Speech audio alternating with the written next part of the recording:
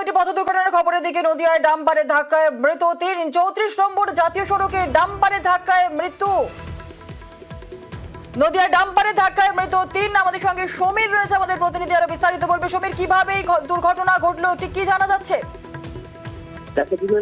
কালীগঞ্জ থানার দেবগ্রামের বাসিন্দা মিন্টু সর্দার এবং আফিস সর্দার এবং তাদের এক আত্মীয় শ্রমিক হাসদা বহরমপুরের বাসিন্দা, এই 3 যুবক গতকাল রাতে বহরমপুরে গিয়েছিলেন একটু কালী মন্দিরে পুজো দেওয়ার জন্য। তারা যখন বাইকে চেপে ফেরছিলেন দেবগ্রামে ঠিক ঢোকার আগে যে 34 নম্বর জাতীয় সড়ক, অর্থাৎ যেটা বর্তমানে 12 নম্বর জাতীয় সড়ক, সেই 12 নম্বর জাতীয় সড়কের উপরে পিছন থেকে একটি ডাম্পার তাদের ধাক্কা মারে এবং ঘটনাস্থলে তারা গুরুতর জখম হন।